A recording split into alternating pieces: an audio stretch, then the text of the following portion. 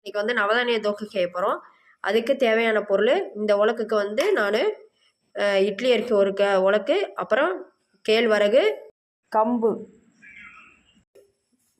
சோளம், அப்புறம் பச்சை பருப்பு, ஒரு ஸ்பூன் வெந்தயம் எடுத்திருக்கேன். இப்போ இதை வந்து நல்லா வாஷ் பண்ணி ஊற வச்சுக்கலாம். இப்போ நம்ம எந்த இதில் அளவு எடுத்தோமோ அதே அளவில் 5 பங்குனா 1 பங்கு உளுந்து போட்டுக்கோங்க. அப்படி தான் நல்லாயிருக்கும். இப்போ இதை அலம்பி ஒரு 4 மணி நேரம் ஊற வச்சுக்கலாம். இப்போ இது 4 மணி நேரம் ஊறட்டும். 3 மணி நேரம் ஊறினாலே போதும். இப்போ அரைச்சி எடுத்துக்கலாம். கிரைண்டர்லேயோ மிக்சிலேயோ அரைச்சி எடுத்துக்கலாம். நான் வந்து கிரைண்டரில் அரைக்கிறேன். மிக்சியில் கூட அரைக்கலாம். நீங்கள் லைட்டாக தண்ணி ஊற்றி அரைச்சிக்கோங்க.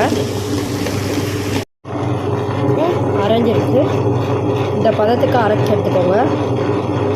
இப்போ எடுத்துடலாம். இப்போ தேவையான அளவு கல் உப்பு போட்டு கரைச்சி வச்சுக்கலாம்.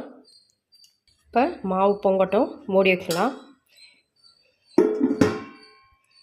நல்லா பொங்கிருக்கு பாருங்கள். இப்போ தோசை குத்தலாம். எப்படி வருதுன்னு பார்க்கலாம். இப்போ தோசைக்கல் காஞ்சிருச்சு. இப்போ தோசை குத்திக்கலாம்.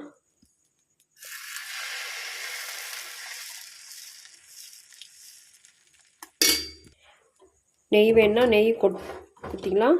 இல்லாட்டி இது போட்டுக்கலாம், எண்ணெய் ஊற்றிக்கலாம்.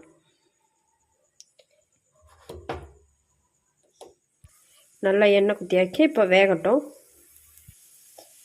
நவதானியம் வந்து நவதானிய தோசை, இந்த மாதிரி இட்லி, இந்த மாதிரி சுட்டு கொடுக்கலாம். மாதத்தில் ஒரு 2 ட்ரிப்பாவது இந்த மாதிரி குழந்தைகளுக்கு வந்து செஞ்சு கொடுங்க. ஹெல்த்தி ஃபுட்டு வந்து ரொம்ப நல்லது. நல்லா மொறுன்னு அது சூப்பராக நல்லா மொறுன்னு நல்லா வாசனையாக இருக்குது.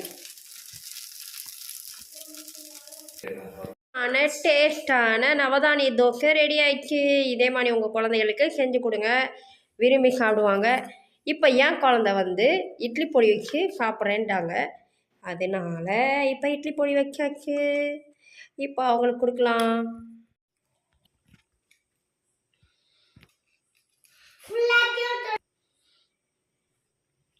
செமையாக இருக்கு.